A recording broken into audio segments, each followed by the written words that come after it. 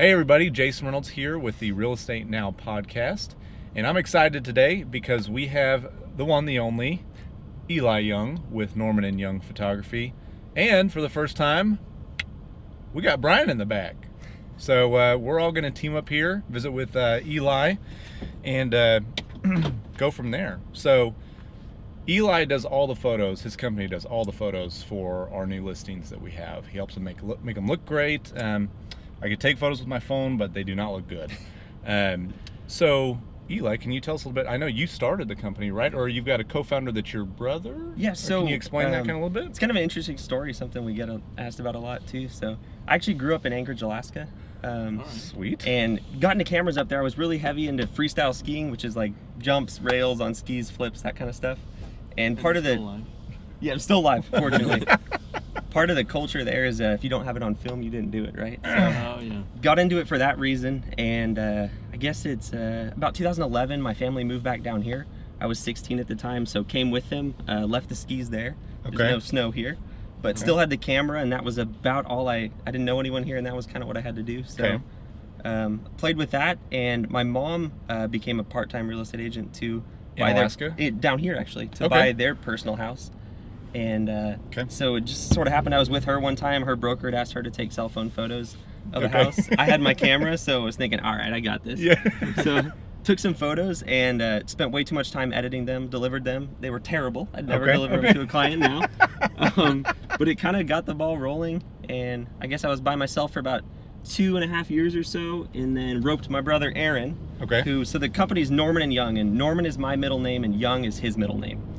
So that's kind of where that comes from. So roped him in, and then in the last 2 years, we've grown to the 4 photographers and myself that we have now. So. That is awesome. So are you based in Cleburne, or where are you based out out of? of? I live in Cleburne, and our office is in Cleburne. Always been officed out of there, or kind of how's that work? Out of my house in Cleburne, and then moved to an office, an official office there in Cleburne. So we thought about moving up to Fort Worth, Arlington, but for where we shoot, it's fairly central in the metroplex. Yeah. Jump on 67, go up to Dallas, and over to Granbury where we first started. So we're still there for now. Awesome. So some things about you. Are you married? Do you have any kids? I am. No kids yet, but got married in August of 2016. To Kasidee, my wife, who certainly puts up with a lot running a business, but we have a lot of fun doing it. Is she involved in the business too, or what? She is on a kind of behind the scenes aspect. She handles some of our accounting stuff, as well as all the kind of behind the scenes stuff that takes to keep it running. Cool. So then, when you jumped in the business, you got everything started. How did it kind of evolve into what you? I'm sure when you first were offering services, it was just photos. But now I see you guys do videos. What all do you do now? So it started with just photos, of course, and it's kind of grown slowly since then. We added videos. I think it was about 1.5 years ago. Our videos really started to kind of change to how they are now when we hired one of our guys, Mark. Who's a really skilled videographer. So that's been Did he just jump on recently? He jumped on about a year, I guess a little over a year ago. Does it say new photographer on your website by chance? We just got a new guy who's Trent.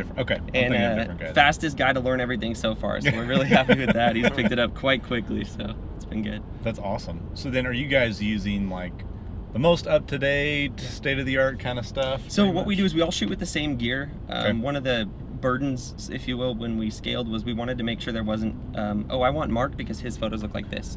So training played a really central role in making sure we're all on the same page, and of course, part of that's all having the same gear. So we just drove past my wife. Oh, is that right? Yeah, she knows we're doing the podcast, so she was waving. So you guys, I'm assuming you use DSLRs then? We do. They're all full-frame DSLR cameras. Of course, we all use the same lenses. We use a 16 to 35, which kind of gives us the ability to zoom in when we want to bring a subject a little closer, but also gives us those nice wide shots so you can actually see the whole room. For sure.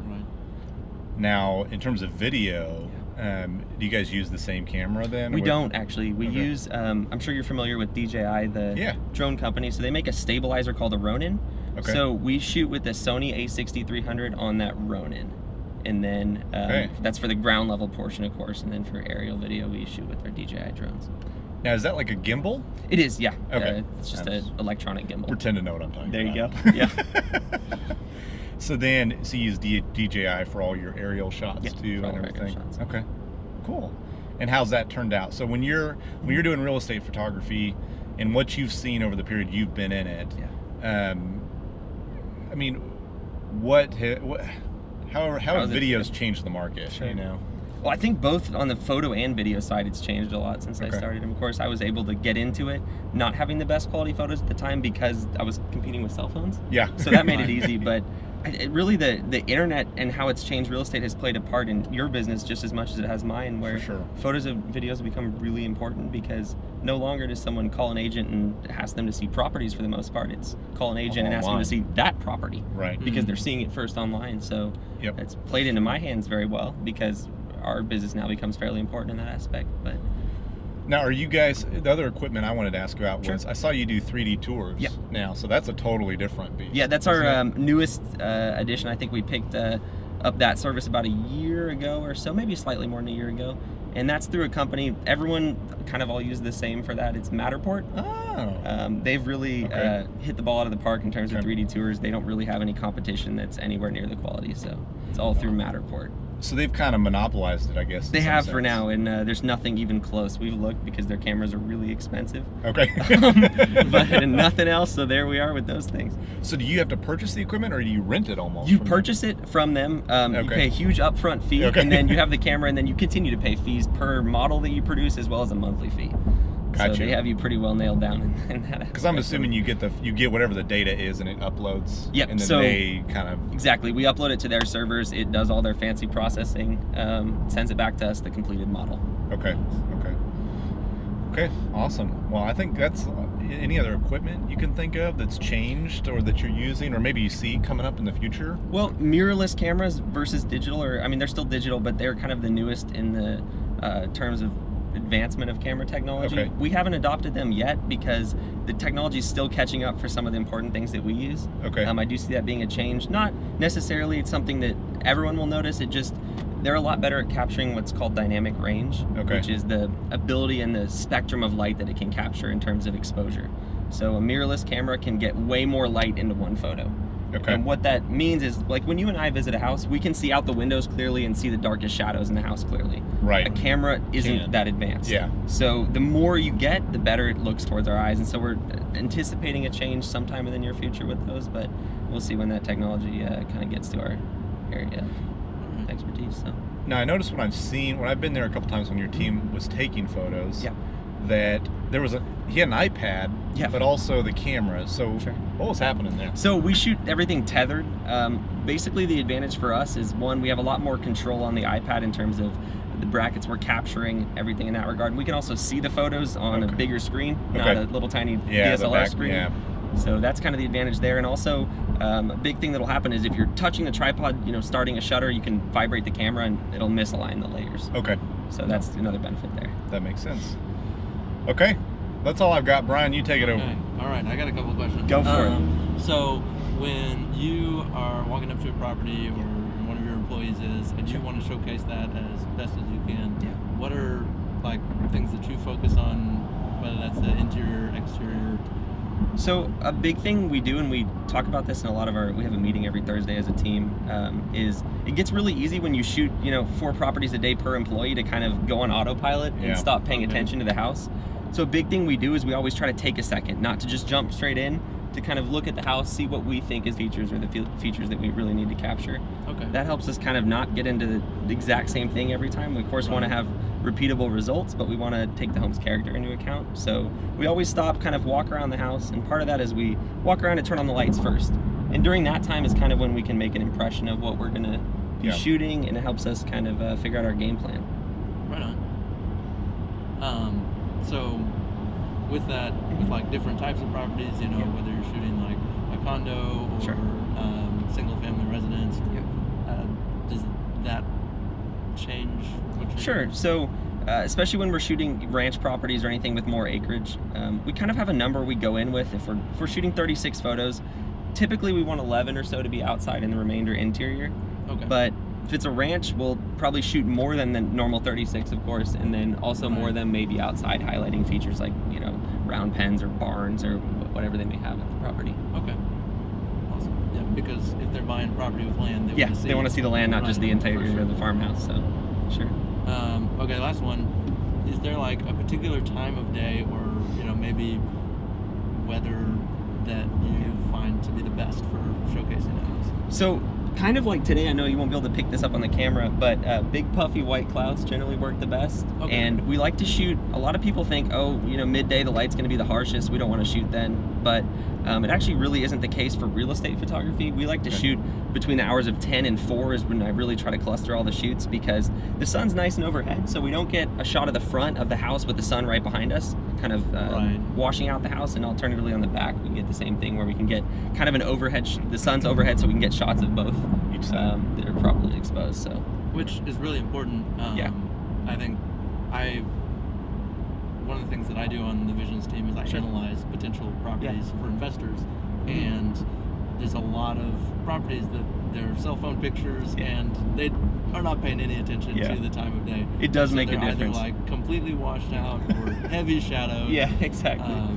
So yeah, the photography is a huge aspect. We get a lot of realtors who they'll try to book a shoot at 6:30, and it comes across probably as they think I'm lazy and don't want to go shoot at 6:30, so I'll do it, and then that's the last time they ever ask us to shoot at 6:30. Okay. Because it just midday is best by far. So makes sense. That makes sense. Anything else? I'm trying to think if I had any more questions that you were going to ask. I mean, I guess just like an observation, a property is going to perform a lot better on the market if it's showcased properly through the right kind of photos and video. Yeah, for sure. And we really try to, our job more than anything is we just want to get people there. The house will take over at that point, but with the heavy competition online, we just try to make something that stands out for you to be able to get showings, to get those people into the house. So like diving a little bit deeper into, not doing dusk or dawn shots. Sure. Now I know that those can be kind of extra features that you might add on to something in terms of like night shots. So are there certain properties that works better for in terms of doing a night, a night session or something like that? Typically they're considered kind of twilight photos in our industry, and we recommend those when one of two things. The property has a ton of incredible landscape lighting, something that you wouldn't be able to see in the day, and you also wouldn't see if you showed the house in the daytime. The clients just may not know it's there. And also big windows. If we can see in the property, especially when it's one of the more modern properties with huge windows, twilight shots are often best because we'll actually be able to see in those windows. In the daytime, you just with the lighting difference between inside and outside, can't see in the windows. Out. Yeah. Okay. Do you see a lot of people doing that more, or is it just kind of a hit or miss? It's kind of hit or miss, but what we have noticed is we offer 2 twilight options: a real twilight, which is us showing up at sunset or sunrise and shooting the photos, and then a virtual twilight option, which a lot of people at first are what the heck is that? And what we do is we take a daylight photo and edit it to look like a twilight. So we drop in a twilight sky, brighten the windows up, make it look like it was taken at night, and the purpose of that really is, when you're looking at listings on Zillow or realtor.com, when your buyers are, is everything kind of looks the same. So by having one of those virtual twilights, which they're kind of preference whether you like them or not, the data shows that it really sets it apart. The listings always get more traffic. Whether or not the people love the quality of those photos or the way they look, they certainly get more traffic. For sure. Catches people's eye line. Exactly, yeah. So we're going to get controversial here. Go for it. So one thing that people always say, and I want you to kind of debunk this. Sure. We go look at the house and we're like, oh, this, they made the photos, this room looks bigger, than it really is. And sure. So can you debunk, when you're editing photos, do you enlarge the rooms, to make them look better? So the reason we shoot with the 16 to 35 lens that we do is 16 is about the widest you'll get without starting to distort the room. Okay. And so that's one of the aspects that gives it that larger than life look. Okay. The other thing is you can adjust the aspect of the photos in post-production. So you can actually widen or enlarge the room that way. Okay. We consider that to be misrepresentation, so we don't do that. So if you look at our photos, the room should look the same size as it is. We may try to shoot the angle that's farthest back to show the most of the room, but we're never going to stretch the photos in any way. Right. And part of it too is, when you look at the photos online, they may be more vibrant in some ways, but that's because it's capturing such a wide range. Exactly. Right. So, in essence, the shadows to a person's eye may come out differently than the camera, and it's not necessarily because we're trying to enhance those. It's because when we're editing the photos, we don't exactly remember what the house looks like. So we try to give it the best representation of what it was like when we were there. Okay. But of course, we don't do. It's really important to us that we don't misrepresent anyone. We want to get you as many showings as possible, but getting people out there that are out there for a reason that's not actually real, that doesn't help anyone. It just wastes everyone's time. Yeah. So it's a fine line between improving the look and, you know, like, oh, come see this mansion that's 1,200 square feet. So, Yeah. So I know when you guys have taken photos of, you know, some of our listings, you guys are great about, like, you know, maybe moving some things that are in the way. You guys have the eye for that. But do you guys have a partnership with anybody for home staging? So, like, in terms of nothing official, and I'll shoot a name out there because, and we don't have any ties with them. Maggie Walton does a very good job, makes our job a lot easier.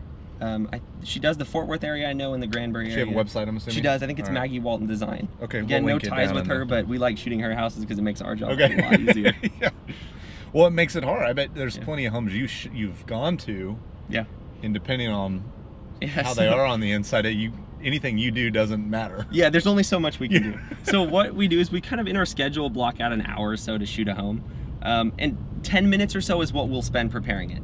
Okay. Some companies just jump in and start shooting. The 10 minutes we spend makes all the world of difference sometimes. Yeah. So we'll move things. We move, you know, kind of our protocols, which would be trash cans. We adjust the blinds. We clear clutter off countertops when possible. But the more, of course, that's done ahead of time, especially when it comes to a fully staged home, makes a big difference in the photos. Okay. Yeah. Oh, that's great. So then, in terms of, I want to jump back to, like, the company. Sure. Norman and Young. Yeah. Well, I mean, so to tell everybody, in terms of when we hire Norman and Young, we as a realtor pay for that service. Yeah. So, you know, the buyers or sellers don't incur this cost. We pay for this to be done. But so you started this company a couple years ago, 3 or 4 years ago. And then what is your plan for the future for Norman and Young? Well, it's still evolving. Yeah. Often when we've made plans, whether it be to get into staging or other aspects of real estate like that, it's not our area of specialty. So we're really focused on growing the photo side of the business, kind of our core 3 services, which are going to be photos, videos, and 3D tours. And still a lot of clients for us to get in the metroplex. So we still have a pretty good future here. Do you guys do anything outside of the real estate realm? We don't, actually. That was one of the areas we kind of milled about growing in, but when that happens, we lose the focus on real estate that we need to have in order to be the best. The professional, exactly. Yeah. So we just would rather grow that side of the business than branch out and kind of dilute our services. Okay. No, I think that makes sense. So you don't just do real estate photography, but you specialize. That's all we do. And really, it's so much different than shooting portraits or anything like that. We'll get requests all the time. Hey, can you shoot my daughter's wedding? And you don't want me shooting your daughter's wedding. I'll tell you that it's not gonna end well. So. Be like, it would be great, but I'm booked that day. Yeah, Sorry, exactly. I can't do it. So real estate only. So then, in terms of your service area, you know, I know you've gone all the way to Granbury for us. Yep.